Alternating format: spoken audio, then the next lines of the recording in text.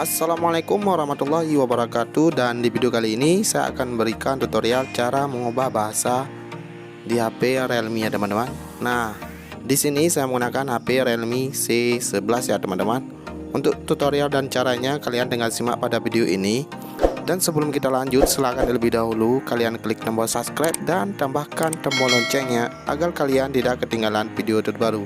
Oke, langsung aja di sini kita akan masuk ke setelan. Setelah itu kita akan scroll ke bawah ya. Kita scroll ke bawah. Nah, kemudian kita akan memilih pada sistem ya. Di sini kita akan klik pada sistem. Nah, kemudian kita akan masuk pada bahasa dan masukan ya. Kita akan klik pada bahasa dan masukan seperti ini. Kita masuk pada bahasa dan masukan, kita klik ya.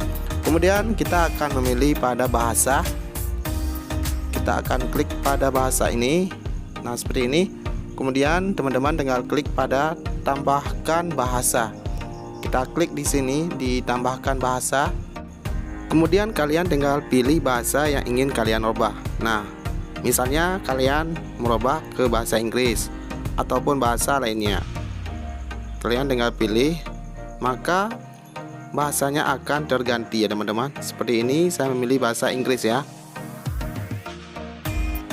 Nah, sebelum kita menggantikan bahasa Inggrisnya, kita harus menghapus terlebih dahulu bahasa Indonesianya teman-teman. Nah, untuk caranya kita tinggal klik pada titik 3 kanan atas, lalu kita klik hapus, lalu kita checklist, kemudian kita hapus seperti ini. Nah, maka bahasa di handphone kita akan berubah ke bahasa Inggris seperti ini teman-teman.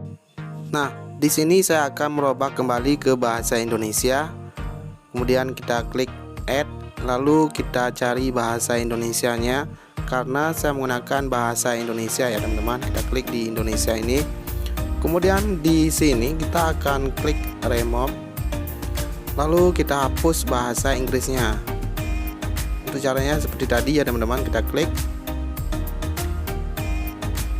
Nah, kemudian kita kembali, maka bahasa akan terganti ya ke bahasa Indonesia.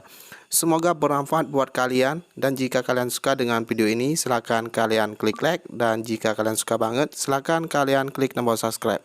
Wassalamualaikum warahmatullahi wabarakatuh.